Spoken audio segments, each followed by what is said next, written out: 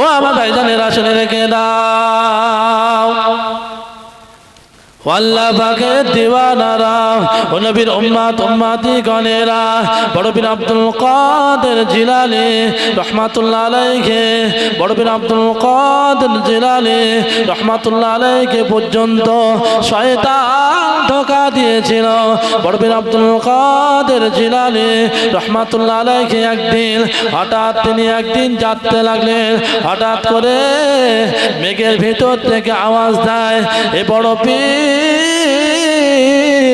আব্দুল কাদের জিলানী, এ বড় পীর আব্দুল কাদের জিলানী, আমি আল্লাহ পাক জানিয়ে দিলাম তোর জীবনে নামাজ রোজা কিছুই করতে হবে না, আমি আল্লাহ পাক আল্লাহ দ্বারা সবগুলোকে কবুল করে নিলাম, আমি আল্লাহ পাক সব কবুল করে নিলাম, তোর জীবনে নামাজ আর রোজা আদায় করতে হবে না।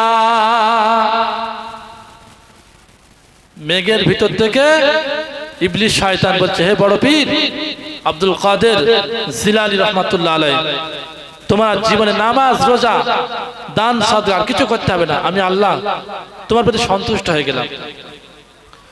ওই সময়তে বড় পীর আব্দুল কাদের জিলানী রহমাতুল্লাহ আলাইহি বলেছিলেন হে ইবলিস শয়তান, তুই আমার খোদা না, তুই আমার প্রভু না, তুই হচ্ছিস ইবলিস শয়তান। ওই সময়তে বড় পীর আব্দুল কাদের জিলানী রহমাতুল্লাহ আলাইহি আবার শয়তান লক্ষ্য করে বললেন, এ বড় পীর আব্দুল কাদের জিলানী রহমাতুল্লাহ আলাইহি, তোর ইলম ছিল বলে তুই বেঁচে গেলি। শয়তান চলে যাওয়ার সময় বলছে, হে বড় পীর আব্দুল কাদের, তোর ইলম ছিল বলে তুই ইলমের জোরে জ্ঞানের জোরে বেঁচে গিয়েছিস। আবার একটা শয়তান তোপ দিয়েছে।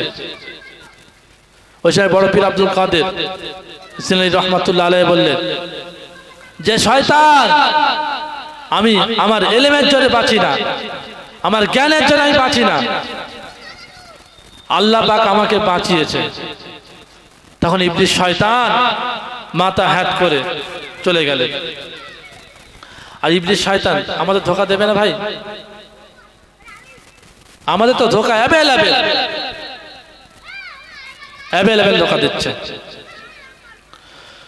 ও আমার ভাইজানেরা শুনে রেখে দাও, আল্লাহ পাকের দিওয়ানারা ও নবীর উম্মত উম্মতি গণেরা, আল্লাহ নবী ঈসা আলাইহিস সালাতু সালাম, আল্লাহ নবী ঈসা আলাইহিস সালাতু সালাম দেখতে পেলেন যে মিস্টার ইবলিস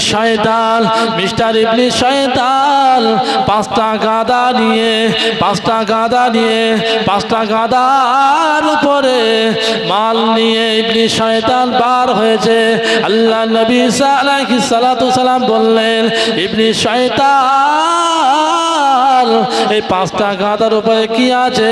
ওই সময় ইবলিস শয়তান বলেছিলেন, আল্লাহ নবী ঈসা শুনে রেখে দাও, আমার পাঁচটা গাদার উপরে ব্যবসায়ী মাল রয়েছে, আমি ব্যবসা করি, আমি বিজনেস করি, এই পাঁচটা গাদার উপরে 5 রকমের মাল আছে।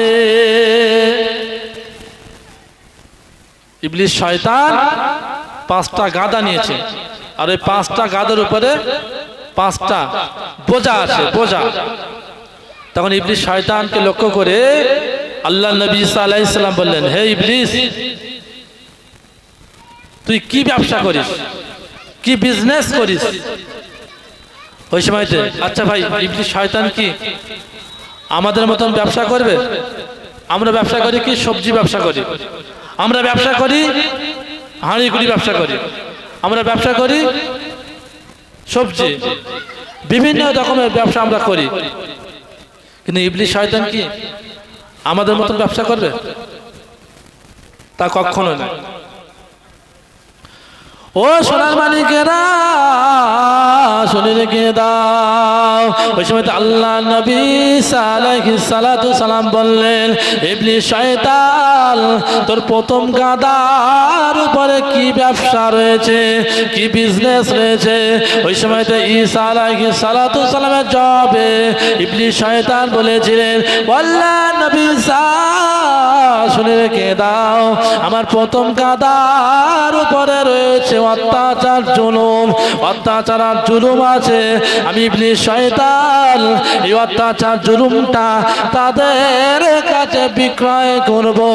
দেশের বাদশাহ, দেশের প্রধানমন্ত্রীর কাছে আমি অত্যাচার আর জুলুমটা বিক্রয় করব।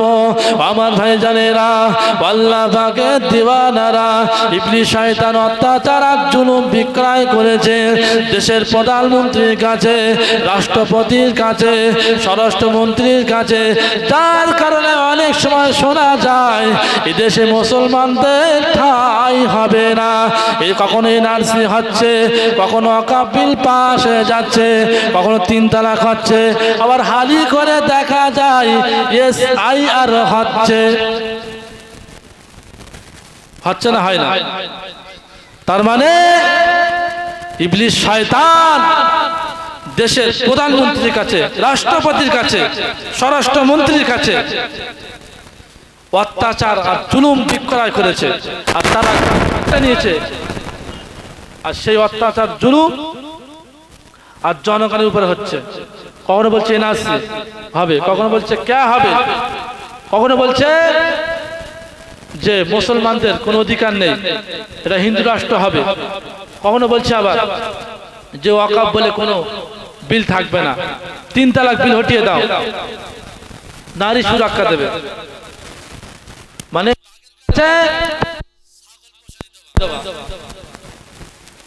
বুঝতে পারছেন বিষয়টা? তাহলে ইবলিস শয়তান দেশের প্রধানমন্ত্রীর কাছে, রাষ্ট্রপতির কাছে অত্যাচার বিক্রি করেছে। ইবলিসের প্রথম ব্যবসা। ও আমার ভাইজানেরা, আল্লাহ পাকের দিওয়ানারা, ওই সময় আল্লাহ নবী ঈসা আলাইহিস সালাতু সালাম বললেন, ইবলিস শয়তান তোর দ্বিতীয় গাদার উপরে কি রয়েছে, দ্বিতীয় গাদার উপরে কি রয়েছে। ওই সময় ইবলিস শয়তান বলেছিলেন, আল্লাহ নবী ঈসা শুনে রেখে দাও, আমার দ্বিতীয় গাদার উপরে রয়েছে অহংকার, আমার দ্বিতীয় গাদার উপরে রয়েছে অহংকার। আমি তাদের কাছে বিক্রয় করব, দেশের ধনী ব্যক্তিদের কাছে।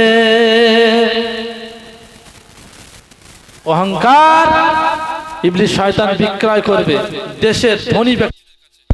ভাই সমাজে দেখা যায় যে ধনী ব্যক্তিরা যদি কোনো গরিব আত্মীয় থাকে তাহলে কি হবে, যে পরিচয় দেয় না, যে আমি কাউকে চিনি না, কি আমি জানি না, কোনো সম্পর্ক নেই। অথচ তার নিজের প্রভু হয়, পরিচয় দেয় না, নিজের বোন হয়, পরিচয় দেয় না, নিজের মামু হয়, পরিচয় দেয় না। কারণ ইবলিস শয়তান এই ধনী ব্যক্তির কাছে কি বিক্রি করেছে, অহংকার। অহংকার যার কারণে এই ধনী ব্যক্তিরা একটু অহংকারী হয়, ওরা একটু অহংকারী হয়। আল্লাহ নবী ঈসা আলাইহিস সালাতু সালাম বললেন, ইবলিস শয়তান তোর তৃতীয় গাদার উপরে কি রয়েছে, কি ব্যবসা রয়েছে। ওই সময় ইবলিস শয়তান বলেছিলেন, আল্লাহ নবী ঈসা শুনে রেখে দাও, আল্লাহ নবী ঈসা শুনে রেখে দাও, আমার তৃতীয় গাদার উপরে রয়েছে হিংসা।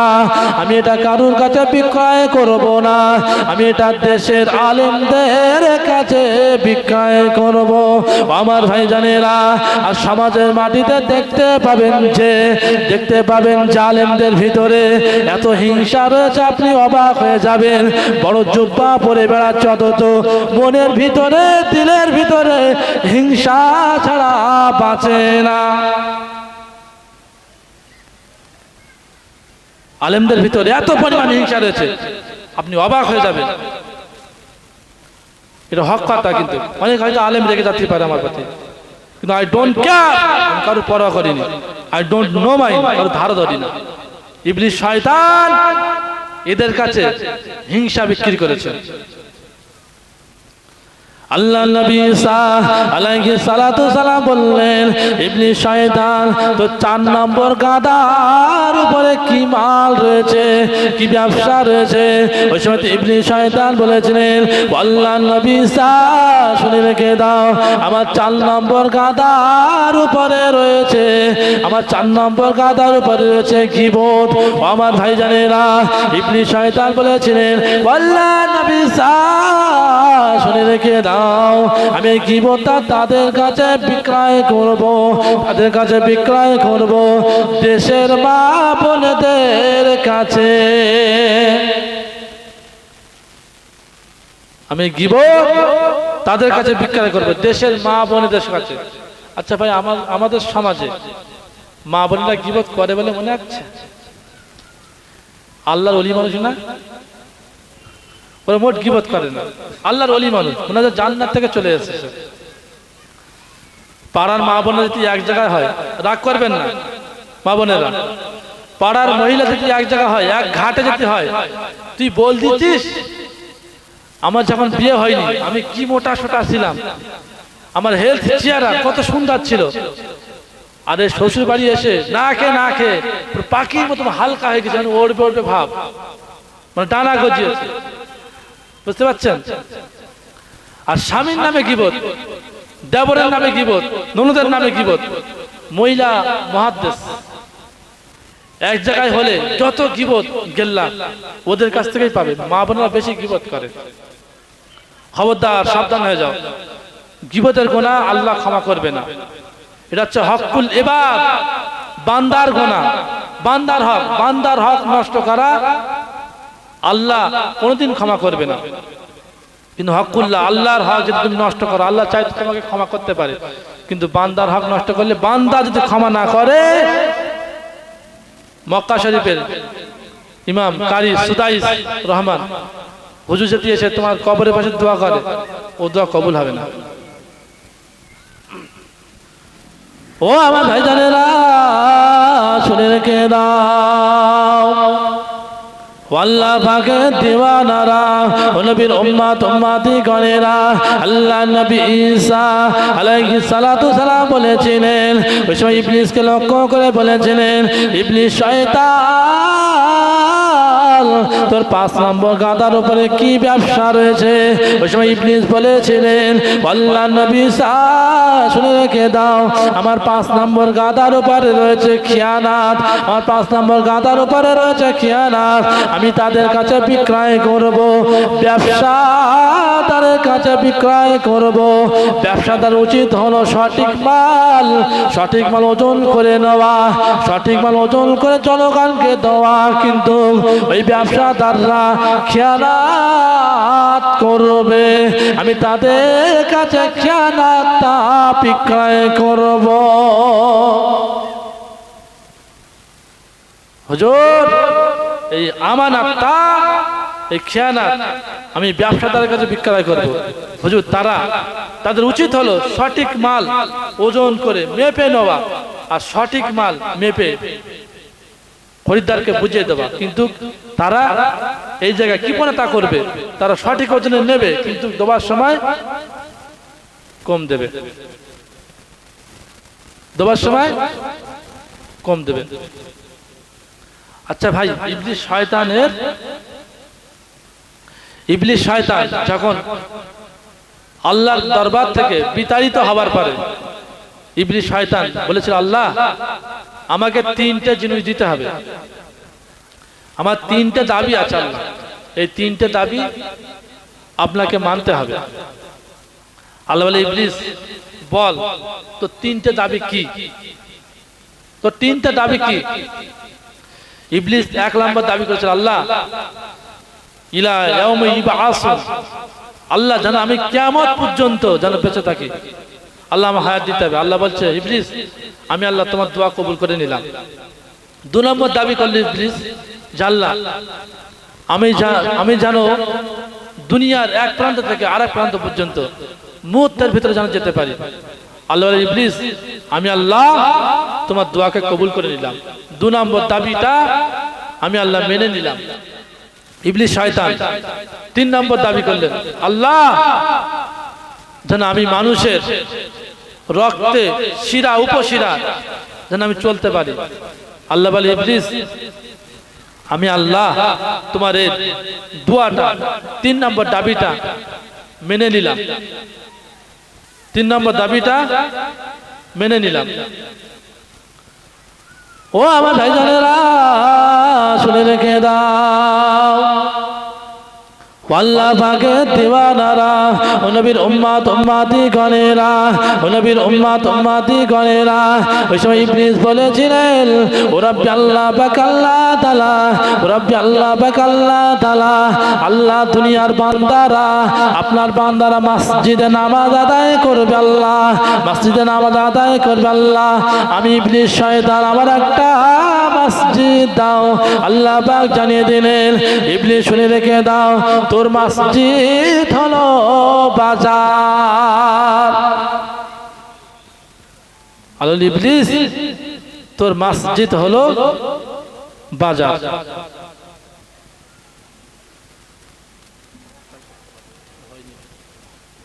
তোর মসজিদ হলো বাজার।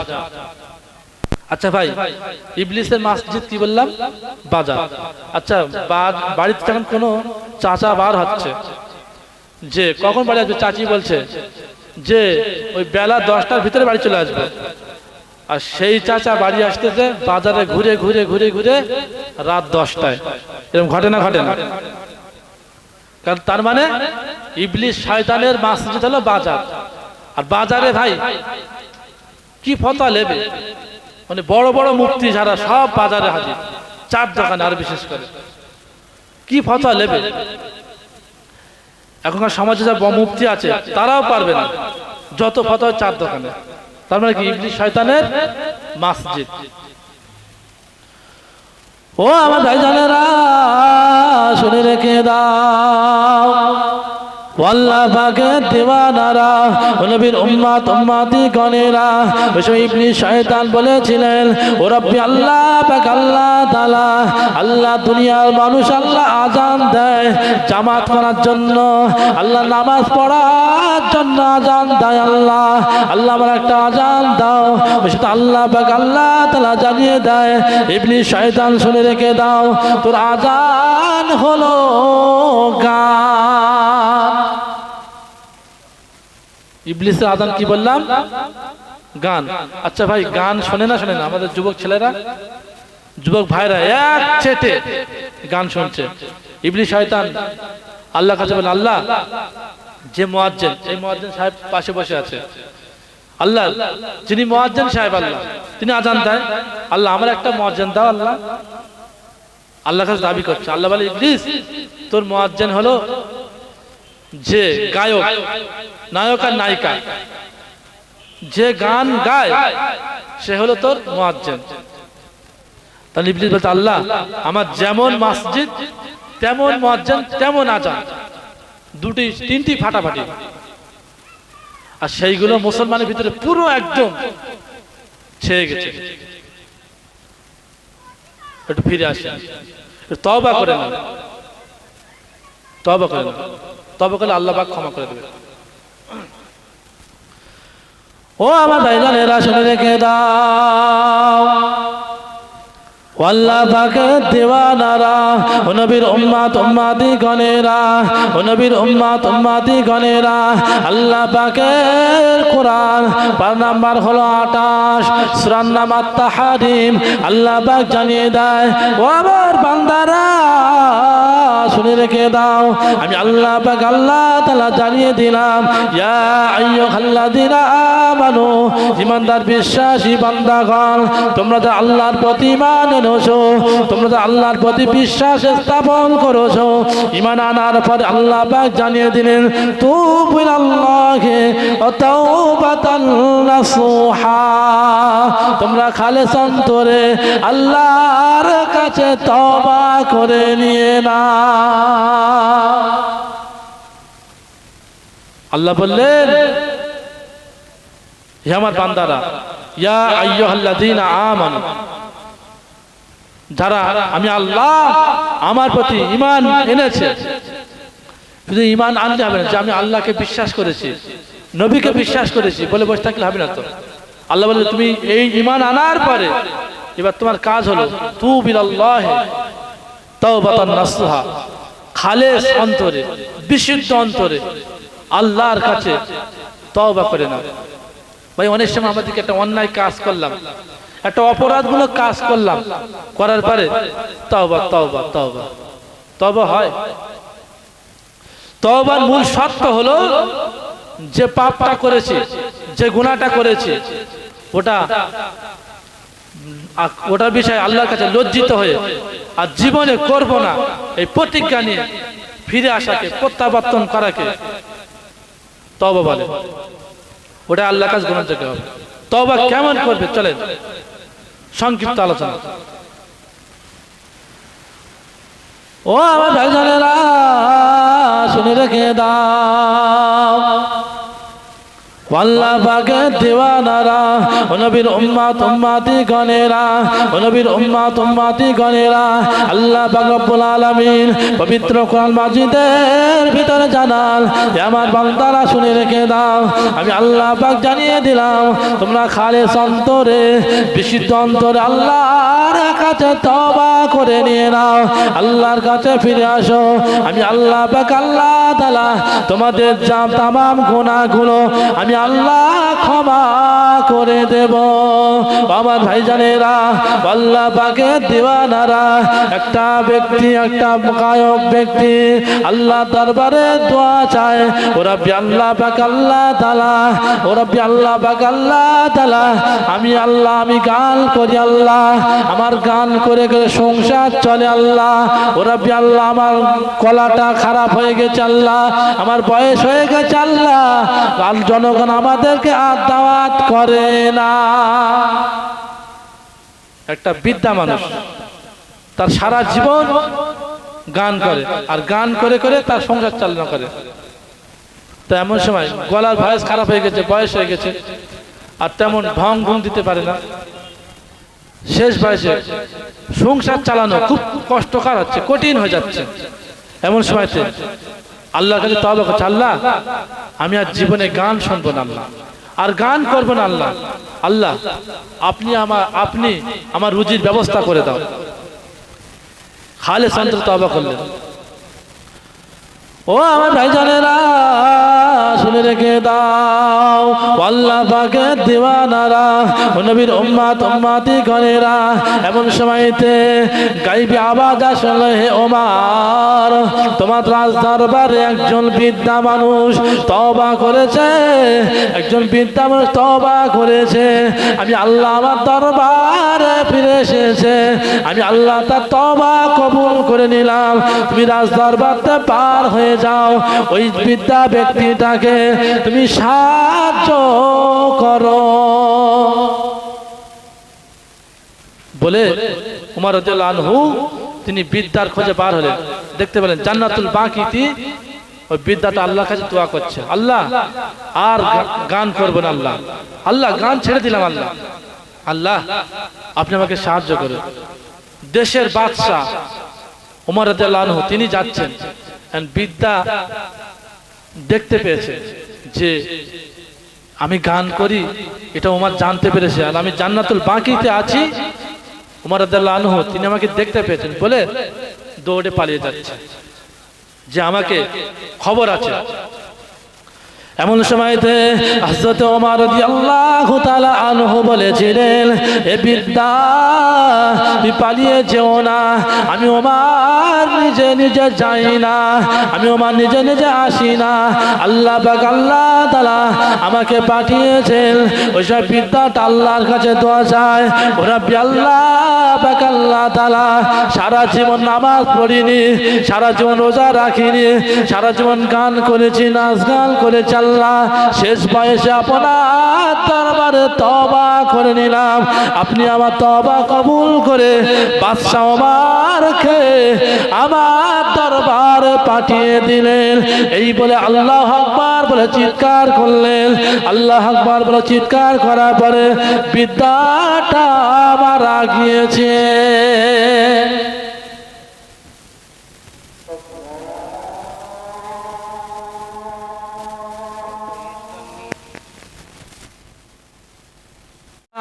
আল্লাহ পাকের দিওয়ানারা একসময় হযরত আমিরে মুআবিয়া রাদিয়াল্লাহু তাআলা আনহু আমার হুজুর প্রতি রাতের বেলা করে তাহাজ্জুদে নামাজ আদায় করতেন। আমিরে মুআবিয়া রাদিয়াল্লাহু আনহু তিনি প্রতি রাতের বেলা করে তাহাজ্জুদের নামাজ আদায় করতেন। একদিন ইবলিস শয়তান আমিরে মুআবিয়া রাদিয়াল্লাহু আনহুকে ঘুম পাড়িয়ে দিলেন। তাহাজ্জুদের রক্ত পুরো শেষ হয়ে গেল। তখন হুজুর ঘুম ভাঙলেন। হুজুরের ঘুম ভাঙার পর দেখলেন যে তাহাজ্জুদ আর নামাজের রক্ত সময় শেষ হয়ে গেছে। হুজুর উঠে খুব দুঃখ প্রকাশ করলেন। জীবনে তাহাজ্জুদ নামাজ কোনোদিন ছাড়তেন না। আমিরে মুআবিয়া রাদিয়াল্লাহু আনহু তিনি খুব আল্লাহর কাছে তওবা করছিলেন, আল্লাহ আমি আজকে রাতে তাহাজ্জুদের নামাজ পড়তে পারলাম না বলে আল্লাহর কাছে খুব কান্নাকাটি করছেন, খুব রোনাজারি করছেন। এমন সময়তে তিনি কি করলেন, এই তাহাজ্জুদের পরিবর্তে 50 ওয়াক্ত নফল নামাজ আদায় করে আল্লাহর কাছে হাত পালতেন, আল্লাহ আজকে আমার তাহাজ্জুদের নামাজ পড়া হয়নি, আল্লাহ তার জন্য আপনার দরবারে 50 ওয়াক্ত নামাজ পড়ে আল্লাহ দোয়া করছে, আল্লাহ কোনোদিন যেন আল্লাহ শয়তান আমাকে আর না ঘুমাতে পারে। ও আমার ভাইজানেরা শুনে রেখে দাও, আল্লাহ পাকের দিওয়ানারা, ও নবীর উম্মত উম্মতি গণেরা, আল্লাহ নবী প্রথম সাহাবী আমির হামজা রাদিয়াল্লাহু তাআলা আনহু, আল্লাহ নবী প্রথম সাহাবী আমির মুআবিয়া রাদিয়াল্লাহু তাআলা আনহু তিনি প্রতি রাতের বেলা করে তাহাজ্জুদের নামাজ আদায় করতেন। এমন সময় আমির মুআবিয়া রাদিয়াল্লাহু তাআলা আনহু ঘুমিয়ে রয়েছেন। হঠাৎ ইবলিস শয়তান হাজির হয়ে যায়। এ আমিরে মুআবিয়া উঠে পড়ো তাহাজ্জুদের রক্ত হয়ে গেল। আল্লাহ নবী প্রিয়তম সাহাবী আমিরে মুআবিয়া রাদিয়াল্লাহু তাআলা আনহু উঠে দেখলেন যে ইবলিস শয়তান ডেকে দিয়ে ঘর থেকে বাইর হয়ে যায়। আমিরে মুআবিয়া রাদিয়াল্লাহু আনহু দেখলেন যে ইবলিস শয়তান হুজুরকে ডেকে দিয়ে ঘর থেকে বাইরে বার হয়ে যাচ্ছেন। এমন সময় আমিরে মুআবিয়া বললেন, এই ইবলিস শয়তান দাঁড়িয়ে যাও, তুমি আজকে কেন আমার নামাজের জন্য ডেকে দিলেন, কেন আমার নামাজের জন্য ডেকে দিলেন? তখন ইবলিস শয়তান বলছে, হুজুর আপনি গত রাতে তাহাজ্জুদের নামাজ পড়েননি, হুজুর আপনি খুব দুঃখ প্রকাশ করেছেন, আপনার খুব কষ্ট হয়েছে, হুজুর ওই জন্য আপনাকে ডেকে দিয়েছে। আমিরে মুআবিয়া বললেন, ইবলিস শয়তান আসল কথাটা বলো, না তো এই চাবুকের বাড়ি তোমাকে প্রচুর প্রহার করা হবে। ইবলিস শয়তান হুজুর বলছেন, হুজুর আমাকে মারবেন না, আমি সঠিক কথা বলছি, হুজুর আমাকে মারবেন না। হুজুর আপনি গত রাতে তাহাজ্জুদের নামাজ পড়লে আল্লাহ যতটা সওয়াব দেয় তার থেকে আপনি 50 ওয়াক্ত নামাজ আদায় করেছেন, আল্লাহ তার চাইতে অনেক অনেক গুণে আল্লাহ আপনার আমলনামায় সওয়াব লিখে দিয়েছে। হুজুর ওই কারণে আজকে ডেকে দিয়েছে। আমিরে মুআবিয়া ওই দিন আর তাহাজ্জুদের নামাজ পড়লেন না। হঠাৎ রাত্রেবেলা নবী দিদার নসিব হয়ে গেল। হে আমিরে মুআবিয়া, তুমি নামাজ পড়োনি, ভালো কাজ করেছো, তুমি নামাজ পড়োনি, ভালো কাজ করেছো। ওই কারণে শয়তান যদি নামাজের তাগিদ দেয়, যদি ফরজ নামাজের তাগিদ দেয় তাহলে পড়তে হবে, অবশ্যই ওটা আল্লাহর হুকুম। কিন্তু নফল নামাজ পড়ার ক্ষেত্রে ওখানে অনুসরণ করা যাবে না। শয়তান তো মানুষের ধোঁকা এইভাবে দেয় যে তুই এক কাজ কর, তুই নামাজ পড় 5 ওয়াক্ত, শুধু নামাজ পড়লে হবে না, এই পকেটে করে একটা তাসবিহ জানা লাগবে, অটোমেটিক সুবহানাল্লাহ আলহামদুলিল্লাহ আল্লাহ আল্লাহ জিকির করবি। ইবলিস শয়তান বলছে আল্লাহ আল্লাহ জিকির করবি, তোমাকে তোমার দ্বারাই জিকির হবে, কলিমা পড়বে, তাসবিহ পড়বে। আর ইবলিস শয়তান এবার প্ররোচনা দেবে যে হে আল্লাহর বান্দা তুমি বলো তোমার মতো এরকম ভালো মানুষ এই বামুনিয়া গ্রামে আর কেউ আছে? ও তখন মনে মনে বলবে ঠিক তো, সত্যি তো, লোক নামাজ পড়ে কিন্তু কেউ তো তাসবিহ জানালে ঘোরে না, ব্যাস তোমার আমলনামা সব ডিলিট, সব ডিলিট। ওই কারণে ওয়ালা তাত্তাবিউ খুতুওয়াতিশ শাইতান, তোমরা শয়তানের ইত্তেবা, শয়তানের অনুসরণ অনুকরণ করো না। শয়তানের চক্রান্ত খুবই কঠিন।